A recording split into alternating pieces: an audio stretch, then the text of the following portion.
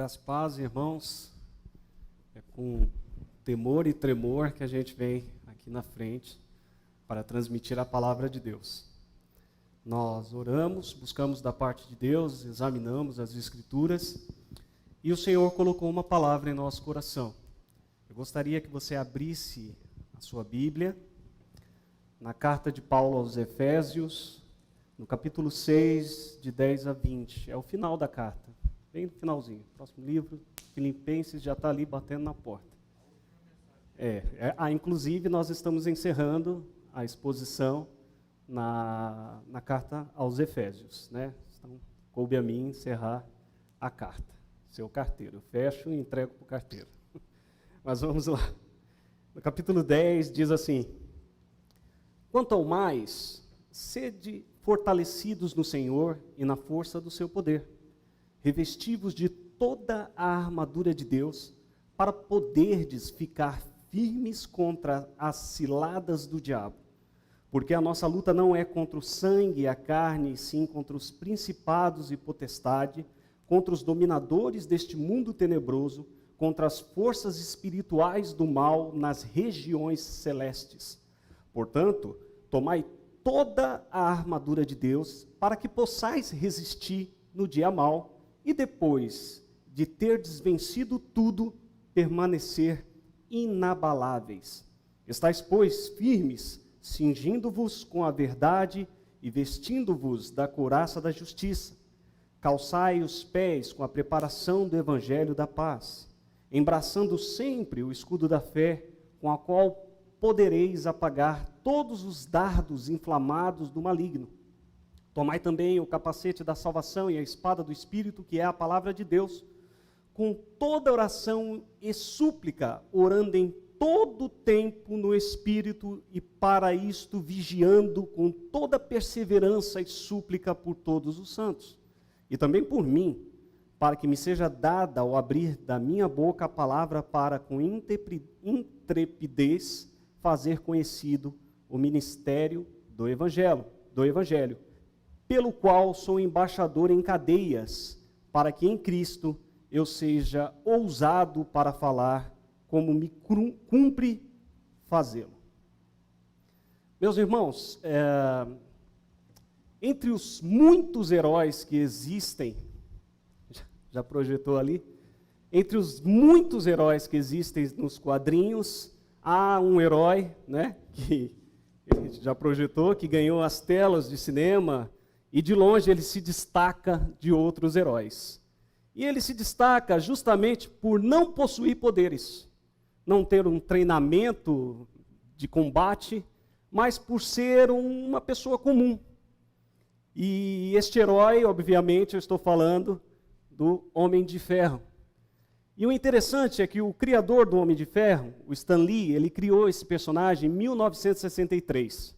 Exatamente numa época, num período muito conturbado na nação dele, pois os Estados Unidos perdiam a guerra do Vietnã, por alguns motivos, entre eles por não conhecer o inimigo, apesar de ter um poderio bélico gigante, os Estados Unidos não conseguiam avançar na guerra do Vietnã e, por fim, acabou perdendo a guerra.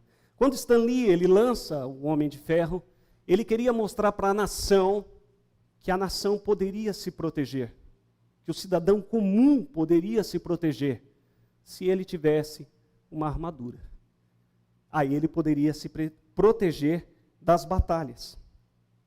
O que é interessante quando nós passamos isso para o apóstolo Paulo, é que quando Paulo escreveu esta carta dirigida à igreja de Éfeso, até aqui Paulo já tinha passado por muitas situações difíceis e terríveis. Ele já tinha sido perseguido, ele já tinha passado por um apedrejamento, por um naufrágio e até por um ataque de um animal peçonhento, a cobra que pica a mão de Paulo na ilha de Malta. Com toda essa experiência de vida, Paulo sabia muito bem quem era o verdadeiro inimigo. Em prisão domiciliar, então, ele era acompanhado pela uma guarda pretoriana, a guarda de elite romana. Paulo começa a observar o jeito, a armadura desses soldados, e ele então ele sugere exatamente no versículos 10 a 20 do capítulo 6, a Éfeso, a igreja de Éfeso, a necessidade que o cristão tem de tomar e vestir a armadura de Deus. Entretanto, antes de apresentar propriamente a armadura de Deus, Paulo se detém um momento e ele explica ao cristão quem é o seu inimigo. E é interessante que antes mesmo dele dizer quem é o inimigo do cristão, Paulo deixa claro quem não é o inimigo do cristão: carne e sangue. As pessoas não são nossas inimigas. É bem verdade que algumas pessoas são influenciadas pelo inimigo, mas não é ela o inimigo. O inimigo é outro. E é interessante nós notarmos, irmãos, que algumas coisas em nossas vidas não se faz o nosso inimigo, são as nossas decisões. Eu me lembro de um testemunho de um irmão, isso eu estava presente, nós estávamos numa reunião de oração no meio da semana, e quando terminou a reunião de oração, uma irmã muito humilde chegou para ele e falou assim: irmão tem um carro tão bonito, mas o carro do irmão parece um chiqueiro. Olha, meu irmão, eu só sou uma irmã simples, mas eu acho que o irmão deveria lavar o seu carro. E ele deu de ombros com a irmã e falou: pelo amor de Deus. E quando ele sai ali na Zona Leste para entrar na Ayrton Senna, tem um posto policial. E o guarda de longe olha e fala: meu amigo, encosta. E ele diz, ele mesmo testemunhando isso, ele diz que o guarda então olha o carro, dá uma volta, e o carro era novo, estava tudo regular. E o guarda põe a mão assim no vidro, olha para esse irmão e fala assim: olha, meu amigo, eu sei que não tem nada irregular no seu carro, mas eu vou te multar pela conservação do carro. Você deveria lavar esse carro. E ele tomou uma multa pelo estado de conservação do carro. A pergunta é: foi o nosso inimigo? Foi o diabo? Ou foi a falta de zelo do irmão? Quando não estudamos e de repente você descobre que tem prova, o inimigo me cegou. Ou foi o Netflix que te atrapalhou? Não é? São coisas que nós temos esse afã de colocar. Então o apóstolo ele deixa claro quem é o nosso inimigo. O nosso inimigo são os principados e potestades, contra os demônios deste mundo tenebroso, contra as forças espirituais do mal na região celeste. E nesta guerra, irmãos, não tem ninguém neutro. Não tem um cessar-fogo, não tem um armistício, não tem alguém que diz assim: não, eu não tenho nada a ver com essa guerra, eu sou neutro, eu não sou nem lá e eu não sou nem cá. Falar, irmãos, de inimigos, antes propriamente dito, de entrar na armadura de Deus, é extremamente delicado nesses dias que nós estamos vivendo, de um país extremamente polarizado, aonde famílias começaram a se fragmentar, porque irmãos começaram a enxergar irmãos como inimigos. Infelizmente, nós amargamos perdas de pessoas em nossas vidas por conta de acharmos que porque ela não pensa igual a mim, ela está contra mim. E isso a Bíblia nos revela que não são essas pessoas os nossos inimigos, mas sim o diabo, as potestades e os principados. E quando nós chegamos na definição desse inimigo, geralmente o que acontece são dois comportamentos. Há aqueles que superestimam o diabo, e aí você vê todo tipo de show ao qual Satanás é o principal, né? Ele é o convidado tão ilustre da noite. As obras de Satanás são extremamente comentadas, citadas, e é interessante que para essas pessoas tudo é culpa do diabo, tudo é ele que faz. E é interessante que quando você pega, principalmente em filmes, Deus ganha do diabo aos 47 do segundo tempo com um gol contra. Parece o São Paulo perdendo. Isso é incrível. Aos 47 consegue perder. E aí parece que Deus, ele ganha do diabo ali, quase que ele não ganha. E muitas vezes nós vamos acreditando nessas formas artísticas de se apresentar um evangelho. E há aquelas pessoas que realmente elas acreditam que Satanás ele tem um poder estrondoso e gigante. Irmãos, Satanás foi vencido na cruz. Ele está debaixo do domínio de Cristo. Ele já é um derrotado. E aí, em contrapartida, olha o que diz a palavra de Deus em 1 João, no capítulo 5, no versículo 18. Sabemos que todo aquele que é nascido de Deus não vive pecando. Antes, aquele que nasce de Deus, Deus o guarda e o maligno não lhe toca. Olha como você é precioso para Deus, para temer as obras do diabo. Me lembro de um pastor que ele dizia que muitas vezes eu respeito muito os irmãos e suas fobias, né? Eu já disse isso aqui publicamente, que eu tenho um medo danado de injeção, mas tem quem tem medo de barata. E é interessante, quando você vê uma pessoa que tem muito medo de barata, ela encontra com a barata. Ela, misericórdia, a pessoa sai de si, ela dá um poder para a barata que a barata não tem. Eu acho que se a barata pensasse e falar assim, é comigo? Tem certeza que é para mim que está saindo todo esse medo? Mas exatamente isso, muitos cristãos têm feito exatamente isso com Satanás. Em contrapartida, existem aqueles que superestimam o poder de Satanás. E aqui está um dos grandes perigos para o cristão. Irmãos, esses cristãos que superestimam Satanás chegam até a negar a sua existência, crendo que Satanás é apenas uma força negativa, um jeito de ser, um jeito de pensar, e não. A Bíblia muitas vezes deixa claro que o nosso inimigo é Satanás, é o diabo. E talvez seja até um impacto para a igreja de Éfeso ouvir isso do apóstolo Paulo. Talvez a igreja de Éfeso olhasse e falasse assim, peraí, mas não é o Império Romano o nosso inimigo? Não são aqueles que nos perseguem? Não são os judeus que atrapalham? Não, são as potestades, principados e o diabo. Irmãos, a palavra aqui, traduzida do grego, ela diz que nós devemos estar firmes para que possamos suportar as ciladas do diabo. A palavra cilada em grego significa metódia, método. Qual é o método que Satanás usa para confrontar o cristão? E um dos grandes métodos que Satanás usa é o engano. Um método qual Satanás procura sempre derrotar os crentes, e os apóstolos em todo o tempo alertavam as igrejas que elas deveriam estar vigilantes e alertas dos ataques do diabo. Se nós lermos em 1 Pedro 5, de 8 a 9, diz, sede sóbrios e vigilantes, o diabo. Os apóstolos eles não faziam, olha gente, tem uma força aí negativa, tem um negócio aí meio estranho, não quero assustar vocês, sabe? Eu quero ir um pouco mais leve aqui com vocês. Não, ele deixava claro, o diabo, o vosso adversário, anda em derredor como um leão que ruge, procurando alguém para devorar.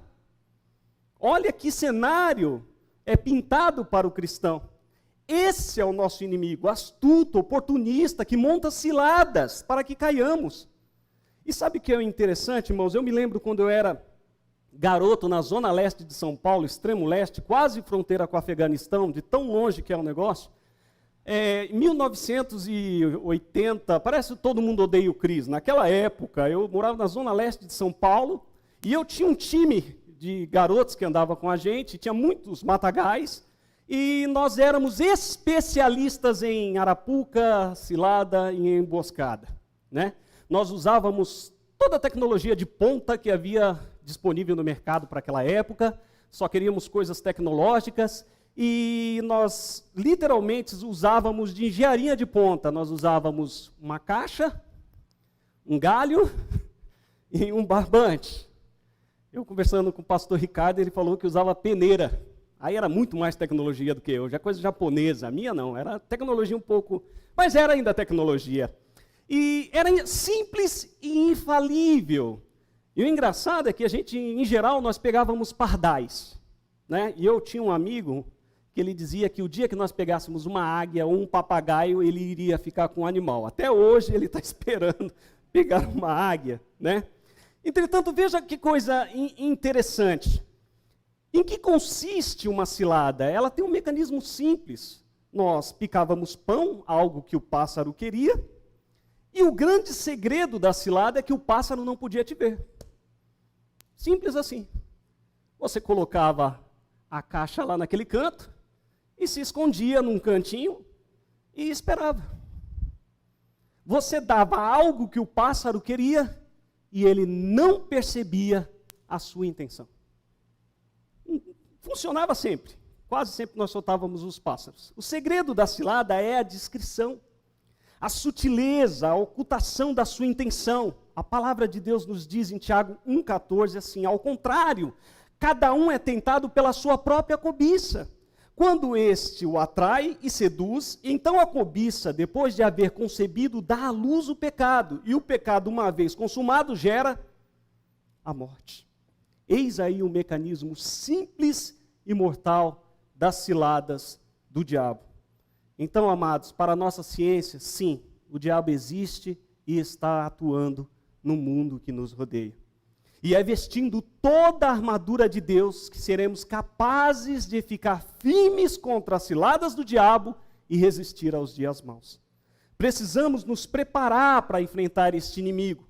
E para isso, Paulo, então, ele nos mostra a necessidade de vestirmos a armadura de Deus. E agora, propriamente dito, o apóstolo ele começa a falar da armadura, e é aqui que eu gostaria que você prestasse atenção. A primeira parte desta armadura seria, então, verdade e justiça. Veja o que diz o versículo 14, do capítulo 6 de Efésios. Estais, pois, firmes, cingindo-vos com a verdade e vestindo-vos com a couraça da justiça. Verdade e justiça. Quando nós olhamos a recomendação do apóstolo Paulo, nós vemos que a verdade ela tem um lugar de destaque. Não há como ter justiça se não houver verdade. Uma das maiores injustiças que há é quando nós somos acusados com mentiras. Já vimos que uma das grandes armas do diabo é a mentira, o engano. Sendo esta, meu irmão, ainda hoje, uma das grandes mazelas que nós enfrentamos em nossa sociedade moderna. A exemplo disso, irmãos, no dia 5/5 de 2019, a dona de casa Fabiane Maria de Jesus, de 33 anos, morreu. Moradora de uma comunidade simples do Guarujá, ela foi vítima de uma das palavras mais usadas na atualidade. A palavra inglesa fake news. Que significa boato, notícia falsa, mentira, engano. Ela foi acusada de fazer práticas de magia negra com crianças, levando à revolta de seus vizinhos, pessoas que a conheciam, que viviam com ela, chegando a um violento linchamento que lhe tirou a vida. Irmãos, a fake news destrói tudo o que ela toca. Pesquisas de canais sérios, porque até para pesquisa você precisa pesquisar um canal mais sério. Veja como nós estamos. Mostra que mais da metade de nós brasileiros não sabemos distinguir uma notícia real de uma fake news.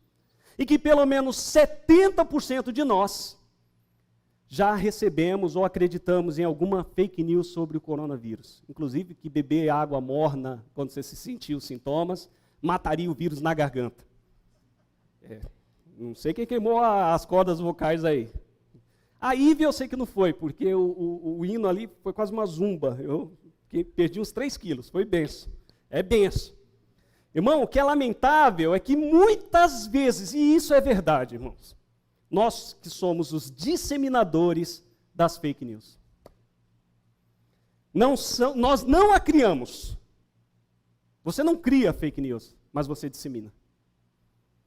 O que é mais triste, irmãos, é que nos nossos grupos de WhatsApp sempre cai uma fake news. Sempre está lá. E geralmente é passado por pessoas que você olha e fala, nossa, mas é uma pessoa tão letrada, uma pessoa tão sábia. E é uma fake news. A fake news ela tem causado mais estragos do que o próprio coronavírus. E o pior, a fake news, ela dizima uma filosofia, um conceito que a filosofia moderna começou a categorizar, fala muito rápido, de pós-verdade. O conceito filosófico moderno de pós-verdade. Você sabe o que significa o conceito filosófico de pós-verdade? É que não importa se é uma mentira. O que importa é que se trata uma notícia contra quem eu sou contra. Pode ser mentira, mas eu não me importo, porque é contra alguém que eu não gosto. Nós temos vivido em uma sociedade em que a verdade é substituída por uma pós-verdade. Eu determino o que é verdade. Mesmo sendo a mentira, eu tomo aquilo como verdade, e essas atitudes elas acabam causando grandes prejuízos, irmãos, a pessoas, empresas, ao país, à igreja e principalmente a você. Principalmente a você.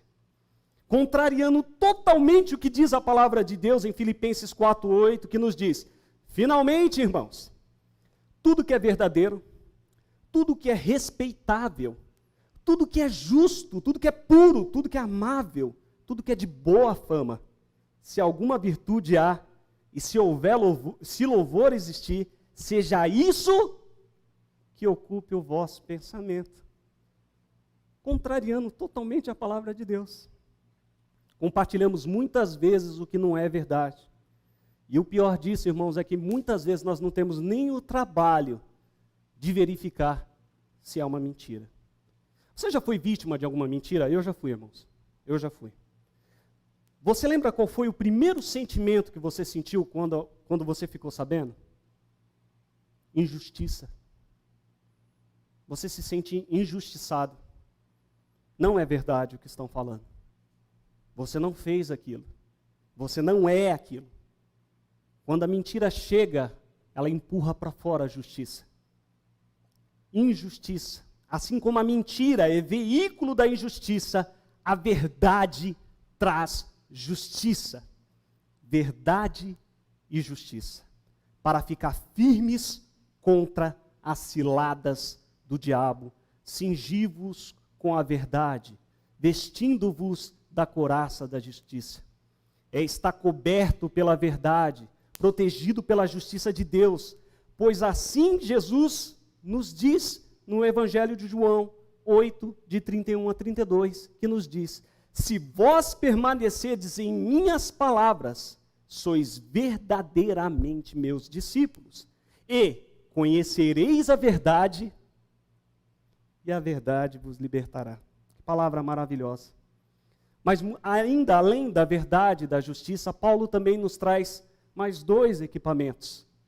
E está lá nos versículos 15 e 16, que diz: calçai os pés com a preparação do evangelho da paz, lembrando sempre, embraçando sempre o escudo da fé, com o qual podereis apagar todos os dardos inflamados do maligno.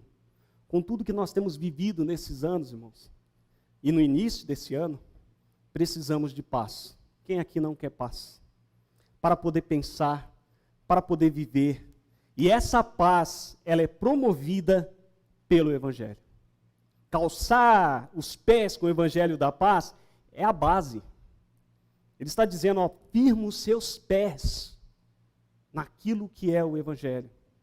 O presbítero Paulo, que me antecedeu, ele disse, nós não sabemos o futuro.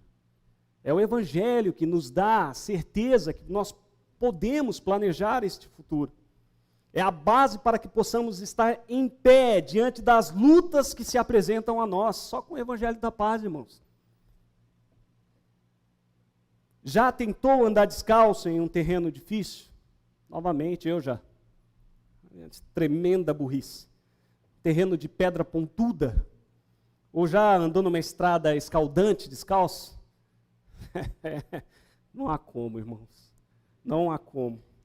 Da mesma forma, somente conseguiremos planejar, visualizar um ano de paz se olharmos através das lentes do Evangelho e das promessas contidas em suas páginas, irmãos.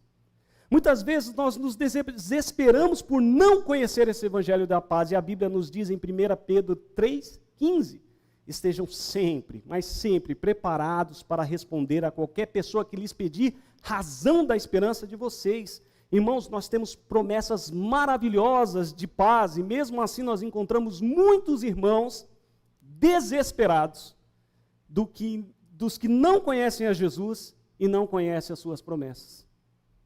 Essa situação, irmãos, ocorre justamente pela falta do próximo item ainda aí do Evangelho da Paz, o escudo da fé. Justamente pela falta de fé. Sem fé, nós estamos cegos em uma tempestade. Quando Paulo ele usa a figura do escudo para representar a fé, ele está dizendo que a fé nos dá confiança e proteção contra as ciladas do diabo, os dardos inflamados que o diabo pode atirar contra a igreja. E é interessante, eu pesquisei esses dados sobre os dardos inflamados. Uma das práticas que os exércitos tinham era pegar a flecha e molhá-la, né, envolvê-la com breu ou betume, uma espécie de pinche, acendê-las e atirar contra os exércitos. Essas flechas, assim, elas não só causariam o dano da perfuração, mas queimariam a pessoa que fosse atingida. E o betume, o breu, ele solta uma fumaça tóxica que irrita muito os olhos. Então imagine você numa batalha, uma pessoa com uma flecha embebida em betume pegando fogo. Aí você pensaria, nossa, vou jogar uma água para apagar. Não apaga, porque o betume também era usado para calafetar, para fechar barcos. Então ele é meio impermeável, não apaga tão fácil. O correto seria a pessoa se jogar no chão e rolar. Você vai rolar com uma flecha no seu peito? Rola. O que você acha que vai acontecer? A flecha vai entrar mais. Então era extremamente perigoso e cruel. Esta é a tática de Satanás. Quando nós permitimos que esses dardos passem, o fogo se alastra para todas as áreas da sua vida e as pessoas às quais você ama. Não atinge só você, vai para todas as áreas. Em um relato, irmãos, para os irmãos terem uma ideia, no cerco a Diraque, em 48 a.C., um relatório de um general, a Júlio César, que era um comandante, se contou que em apenas um escudo havia 220 dardos cravados. Um escudo. Os romanos, eles desenvolveram uma técnica para se proteger dessa arma tão feroz. Eles criaram um escudo de chapa dupla de madeira revestido de ferro. O dardo ele fincava no escudo e não passava, porque o escudo era resistente. Se os irmãos olharem na figura que eu coloquei ali, o escudo desse soldado romano, ele iria até o chão. Ele era grande, largo, para proteger a pessoa. Justamente para que não se machucasse com essa artimanha. Porque quando esse dardo acerta o nosso coração, o fogo da dúvida consome a nossa mente. Deixa-nos totalmente assim, olha, parece que apaga de nós as vitórias que Deus já nos deu. Nós começamos a duvidar de Deus, irmãos. Um dardo passa, nós focamos no problema, parece que Deus não é mais Deus. Parece que toda a sua história, tudo aquilo que Deus fez por você, toda a vitória que Ele te deu, aquilo que você falou, isso aqui foi Deus. Se não fosse Deus, não tinha o que fazer. Parece que isso desaparece da sua mente. É a fumaça do breu irritando os teus olhos espirituais. Parece que você não enxerga mais que Deus é Deus. Parece que Deus perde o seu poder, porque o dardo passou. Precisamos do escudo da fé para manter o evangelho da paz, que nos dá confiança para vencer. Nós temos paz, irmãos, não por uma fantasia, mas porque a Bíblia nos dá confiança. E podemos ter paz. O evangelho de João, as palavras de Jesus nos confortam e nos dá paz. No capítulo 16, 33, Jesus nos diz: estas coisas vos tenho dito para que tenhais paz. Paz em mim. Olha, no mundo passais por aflições, mas tende bom ânimo, eu venci o mundo. Também o capítulo do mesmo evangelho, 14, 27, diz assim, nos afirma: deixo-vos a paz, a minha paz vos dou, não vou-la dou como o mundo. Não se turbe o vosso coração, nem tenha medo. O príncipe da paz nos garante paz. Por fim, meus irmãos, o apóstolo então apresenta as duas últimas peças dessa armadura: o capacete da salvação e a espada do Espírito. Leiam comigo no versículo 17, que diz assim: tomai também o capacete da salvação e a espada do Espírito, que é a palavra de Deus. Nós estamos no dia 31 de janeiro de 2021. Tem que falar devagar, senão a gente pensa que a gente ainda está em 2020, porque parece que o ano não virou, né? Parece que você está ainda no mesmo, começou de novo, né? Voltamos, mas não. Irmãos, o psicólogo mineiro Leonardo Abraão, ele decidiu em 2014 criar uma campanha para que as pessoas pudessem prestar atenção de como está a sua mente. E essa campanha é chamada de Janeiro Branco. Você sabia que você está no Janeiro Branco? Ninguém sabia que nós estamos no mês de Janeiro Branco. O psicólogo, ele cria, então, técnicas para atenuar e dar mais conhecimento à população sobre temas como depressão, ansiedade, fobias e situações que têm afligido a alma e a mente das pessoas, principalmente nesse período de pandemia que tem aumentado consideravelmente os números de suicídio, violências domésticas e tantas outras mazelas. Irmão, é justamente no nosso pensamento que somos severamente tentados e atacados pelo diabo. Paulo escreve em 2 Coríntios 10:5, levando cativo todo pensamento à obediência a Cristo. Em uma armadura, o capacete, além de proteger a parte mais importante de um soldado, a cabeça, ele também servia de adorno.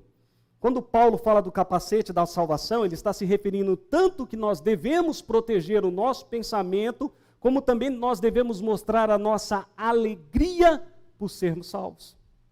É o nosso adorno, irmão. Você já parou para pensar que você é salvo? Que seu nome está no livro da vida? Que aquele dia o Senhor chamará o seu nome? Parece que nós nos esquecemos dessas bênçãos. Nós nos esquecemos, às vezes, que o tempo que nós estamos aqui, ele é curto. Por mais que a pessoa tenha força e saúde, 120 anos aí, é curto perante o Deus, perante aquilo que Deus preparou para você. Parece que às vezes nós nos esquecemos que nós somos salvos. Nós somos salvos. Quando lembramos que Cristo nos transportou do reino das trevas para a luz, Ele nos deu salvação. As tempestades, então, em nossa mente, elas podem ser acalmadas. E o que é interessante é que até aqui Paulo vem apresentando itens de proteção. Mas este último item que Paulo apresenta, ele serve para o ataque. E é a espada do Espírito, que é a palavra de Deus. É a arma que o cristão possui para vencer as batalhas. Por mais que você esteja de posse da armadura de Deus, ela sozinha é incompleta. Não é um opcional. Você não pode falar, olha, eu gostei desse aí que você falou agora, Silvano, que é capacete da salvação, mas eu não quero a sandália não combina, não gostei. Se fosse marezo, né? Não sei, mas essa sandália eu não quero. Eu quero só o da salvação. E não é um combo, irmão. Faz parte de tudo, não é opcional. Não é, você pode colocar, estou montando um carro aqui, vem com direção hidráulica. Não é assim. A armadura é completa com a espada. Imagine você, um soldado na guerra, com a armadura sem uma espada. Lembrou o filme Até o Último Homem, né? Um soldado que não tem uma arma, larga ele lá. E aí, o que faz? Não faz. Então, é isso que a Bíblia está dizendo, ela é completa. Não há possibilidade de escolher a armadura com itens isolados ou opcionais. A recomendação de Paulo, lá nos versículos 11 e 13, é tomar toda a armadura de Deus. Ele não fala, pega aí uns itens aí da armadura de Deus. Ele fala, pega toda, tomai toda. E aqui fica uma pergunta, e aí você pergunta para o general que te alistou. O quanto você conhece da sua armadura? Da arma, que é a palavra de Deus. Hebreus 4:12 diz, pois a palavra de Deus é viva e eficaz, mais afiada do que qualquer espada de dois gumes. Ela penetra até o ponto de dividir a alma e espírito, juntas, medulas e julga os pensamentos e a intenção do coração. Amados irmãos, a Bíblia nos revela no livro do profeta Oséias, no capítulo 4, 6, e isso é duro. Oséias nos diz assim: o meu povo está sendo destruído porque lhe falta conhecimento. Nessa pandemia, irmãos, eu cheguei a receber, glória a Deus que não é dos irmãos, mas como a gente conhece o povo de Deus, que em todo lugar, irmãos extremamente preocupados com fake news, e fake news gospel, que é uma coisa tão evoluindo o negócio, né? E eu tive que sentar com essa pessoa e falar assim: irmãos, isso não está na Bíblia. Não, mas disse que vai acontecer, e aí eu falei: aonde você viu isso na Bíblia, meu irmão? Irmão, lê o que diz a palavra de Deus. Não, mas é que o profeta lá disse. Eu falei: irmãos, amém. Precisamos conhecer a nossa espada, irmão. Precisamos conhecer a palavra de Deus. Quando nós não buscamos conhecer a Deus, nós somos vítimas fatais das ciladas do diabo.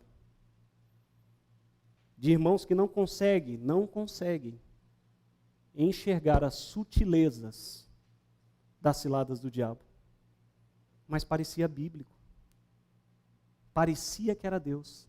Lembra que eu disse que o grande segredo da cilada é ocultar a sua intenção? Que o pássaro não pode te ver?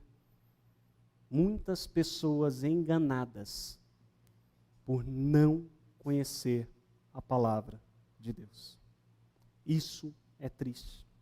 Infelizmente, nós temos visto muitos irmãos aproveitando o isolamento social e se afastando mesmo, assim, da igreja, de Deus, usando o isolamento social. Enquanto a Bíblia diz: sigamos e prossigamos em conhecer o nosso Deus. A palavra de Deus, através do Espírito, nos revela quem nós somos.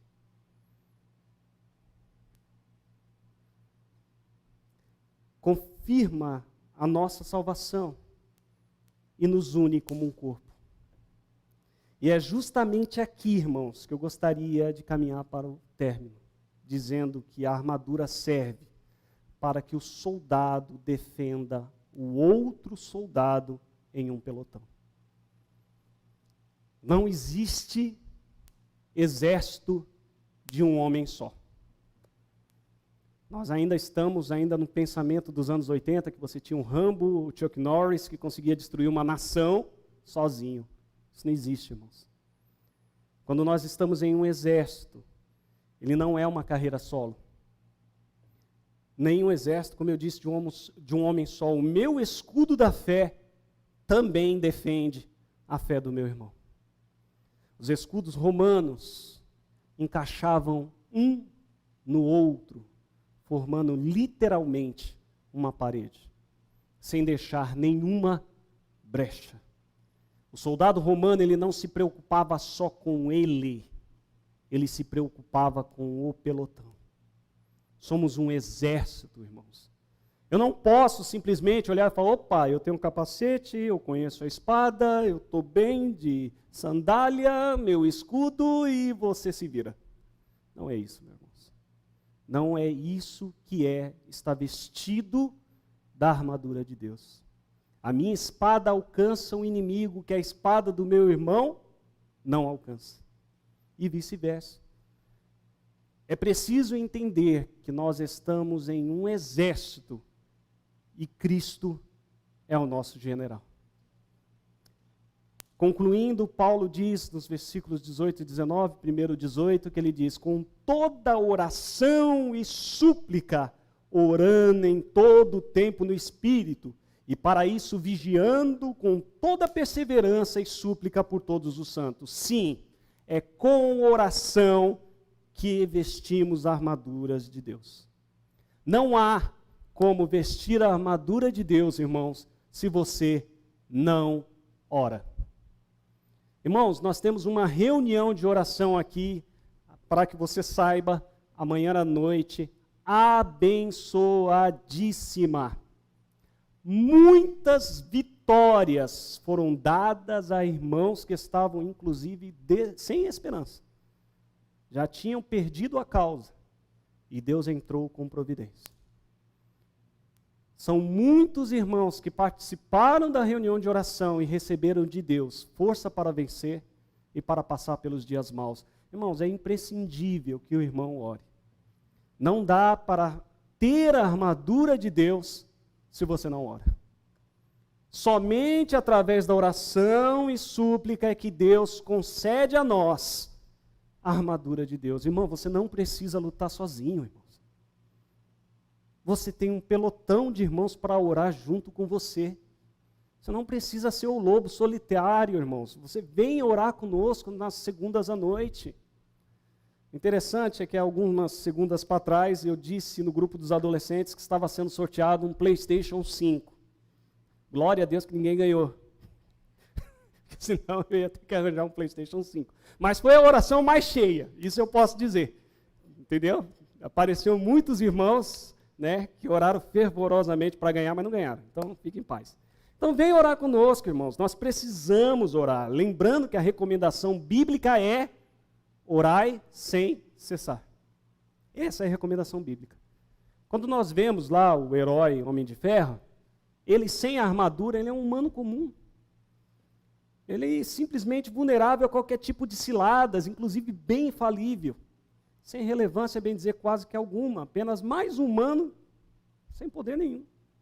Sem a armadura de Deus, nós estamos vulneráveis a todos os ataques do diabo. E só para você saber, ele não desiste de você. Quem? Deus? Não, o diabo. Deus também. Ele não desiste de você, irmãos. O diabo, ele não olha para você e fala assim, nossa, não consegui derrubar. Recolhe os cabos, recolhe todo o material, vamos embora, vamos para outro crente, que esse aqui... Não, ele não desiste. Amanhã eu estou de volta. Amanhã eu volto. Se o problema foi quantidade, amanhã eu dou mais quantidade ainda. Se o problema foi a cor, a gente muda a cor. Uma hora a gente acha alguma coisa para esse crente. O diabo não desiste, irmãos. Olha contra quem você está lutando. E muitas vezes nós estamos lutando uma luta injusta porque você não ora. E porque você não conhece a armadura de Deus e nem o inimigo. Por isso que a recomendação bíblica é orar sem cessar. Toma toda a armadura de Deus. Esta é a recomendação de Paulo, é sede fortalecido, revestivos, ficai firme. Ou seja, é uma ação constante, não é coloquei a armadura, over, não preciso fazer mais nada, já estou vestido. Não é isso. Quando nós colocamos a armadura, nós precisamos constantemente orar para que Deus passe em revista e olhe as nossas armaduras. É Ele que diz, olha, está desamarrado sua sandália, seu escudo está torto, sua couraça está solta, seu capacete está deslocado, vai atrapalhar a tua visão. É Deus que nos passa em revista e nós precisamos disso. E aí a pergunta que fica é para que essa armadura? Para que o nome de Jesus seja glorificado através da sua vida. Paulo escreve no versículo 19, para que me seja dada ao abrir da minha boca a palavra, para, com intrepidez, fazer conhecido o ministério do Evangelho. Somos representantes do exército de Deus neste mundo.